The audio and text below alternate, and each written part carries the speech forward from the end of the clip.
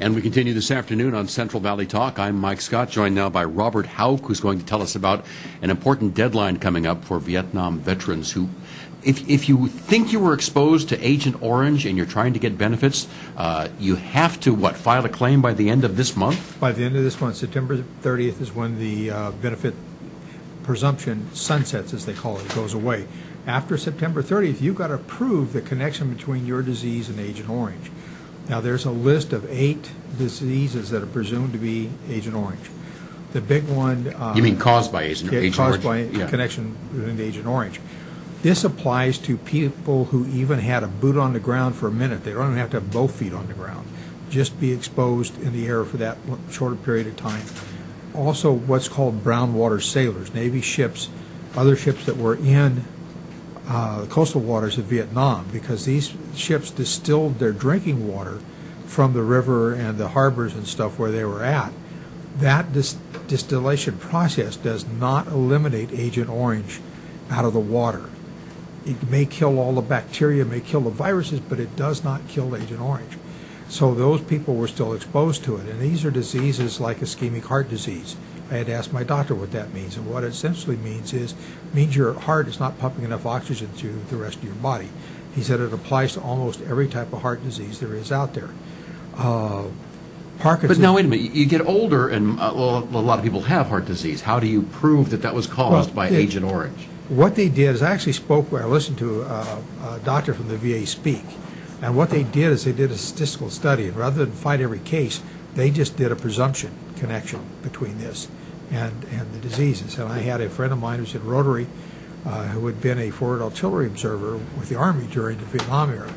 And he said they marched and set up their observation post and stuff that looked like an old black and white scene out of an old World War II movie.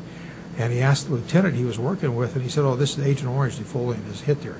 He has really bad heart disease."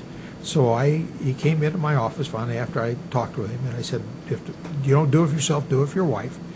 And we filed a claim for him, and it took the VA 2 years, year and a half to get him a medical appointment to get in, and he got in, and they found, and I told him, when you see the doctor, don't diminish what you did, don't enhance it, just tell the truth. But veterans have a tendency to undersell what they've done. I said, don't undersell it, be honest with it. That doctor found that he had ischemic heart disease. They rated him at 100%. And what that means for him is that he gets free medical treatment with the VA for the rest of his life. Now he's a long way short of 65, so he's not going to get Medicare anytime soon. Health insurance was a big nut for him to crack. For my wife's, she and I have a couple of clients, they're paying over $500-600 a month for very limited coverage. That's a big thing for those people. What's more important, if he dies from the heart disease, or the heart disease is a factor in his death, his wife will get TRICARE for life, and she'll get Dependents Income and Compensation, DIC. That's about $1,100-1,200 a month, but the TRICARE for life means her health care is taken care of. That's a big nut to crack for a lot of people. Besides ischemic heart disease, you have things like multiple melanomas, cancer of the plasma cells, you have Parkinson's disease. A lot of people have Parkinson's. And when I spoke with that doctor and listened to him talk, what he said was when they did the studies, they found that they couldn't say it wasn't, and with the VA, the standard of proof is likely is not. In other words, 50.0001%. Likely is not that it was related to that, then they have to go with it. Right now, there's a presumption. So if that presumption sunsets and goes away for good on September 30th, now you've got to prove the causal relationship between the two. Well, I would think the Vietnam War has been over for, 40, 50 years? Yes. You would think people would have filed their claims by now. No, not necessarily so. A lot of the people that I deal with, the veterans in our law office, in our practice, a lot of them, I give you an example. I have a gentleman who's 100% disabled out of Vietnam, a lot of PTSD. He has a really bad hip. Now he walks with a walker from a bullet wound or shrapnel wound, I forget which. And the VA, since he's 100%, the VA will send people out to look at him and talk with him because they think he can't handle his own finances. He will let him in. He won't speak to him. He doesn't want anything to do with the VA. He doesn't want anything to do with the process. So a lot of these people have put this off and have not filed. I'm asking them to think of their spouses and their families. For some of these people and some of this exposure, it could go on to the children. So there's a lot of things that they need to pay attention, or they're going to lose that right. Now, there's a bill in Congress that's being sponsored by, I'm going to cheat while I use my sheet, Congressman Tim Walz of Minnesota, which would extend it to September 30th, 2017. So they need to write their congresspeople and let them know. There's a big factor is the Navy's still adding these brown water ships. The Navy refused to admit that there were submarines ever in the water. I talked to a guy who was a helicopter gunner, and he said they were told not to fly over a certain area in the harbor. Well, they went and flew over it anyway just to see what was going to happen, being good, mindful service people. And he said there were 4 big ships formed a box, and inside the box was a submarine with all kinds of lines running to it and things like this. Navy still denies there were submarines there. He said, but there were 6 of us saw it. We know it was there.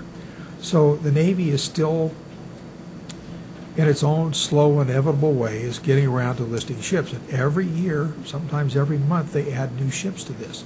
So a lot of these people who served on these ships know they were there, but the Navy has not admitted it. So there's a website that you could get to, which is Together We Served. You go in and put your branch of service, and you can go down to units or the ships and stuff.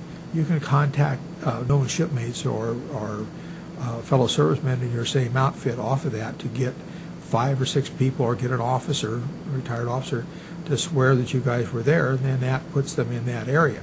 But the Navy, like I said, is still denying that. They're still adding ships in the brown water. So there's a lot of these veterans out there that don't have that presumption coming in because the Navy's denied it. I'm saying is there's ways to get that set up. Okay, so you're asking veterans to contact your office. How do they do that? They contact my office if they've been denied. If they're filing the first claim, Charles Honeycutt is a local VSO man here in Fresno, and a vet for Madera. I think he's got like 150,000 vets he's responsible for. But Charles could help get the claim filed. I mean, I don't charge for filing it. Nobody can charge to file that initial claim. But we are a 2-person office with a couple of other people working with us. I just can't take on that many. Now, I file claims for people when some of them won't even go see Charles because they dislike the VA that much. Yeah. So you're just trying to get the word out. Just get the word out. It's not really trying to generate business for yourself. No. But you if just want veterans to know. Right. And if they've been denied, then you can come and see us. Yeah. We'll talk. We'll see what we can do to help you. All right. Robert Howk, thank you so much. Thank you, sir. Appreciate it. Phone number, website? Our website is howk-downing.com. Our office phone number is 229-8109. There you go. All right. Okay. We will be back with more on Central Valley Talk.